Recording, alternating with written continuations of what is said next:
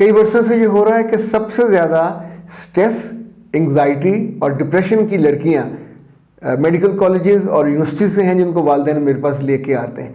और इनसे मिलने के बाद, इनका इलाज करने के बाद मुझे लगा कि कुछ 3 चीज़ें ऐसी हैं जिन्हें हर सूरत में उन तमाम बेटियों को बताना चाहिए जो छोटे शहरों से या बड़े शहरों से यूनिवर्सिटीज़ में आती हैं, मेडिकल कॉलेजेस में आती हैं और आकर पढ़ते हुए शुरू के सेमेस्टर में ही एंग्जाइटी और डिप्रेशन में चली जाती हैं।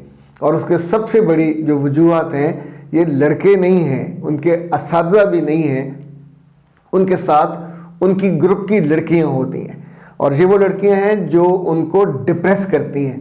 अगर वो खूबसूरत हैं तो उनके चेहरे की किसी न किसी चीज़ को वो फोकस करके उनको डीफोकस कर देंगी।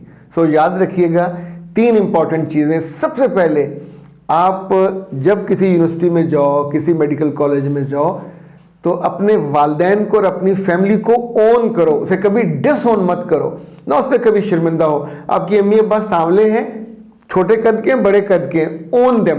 दूसरा, जो आपकी जहानत है, आप यहाँ कोई खुदा वास्ते चैरिटी में नहीं आए, मेरिट पे मुकाबले में फ़ीस दे के आए हो, तो अपनी जहानत पे मान भी करो और उसको ओन भी करो। तीसरा, जब से आप यहाँ पहुँचे हो तो क्या इससे पहले आपको कपड़े पहनने नहीं आते थे?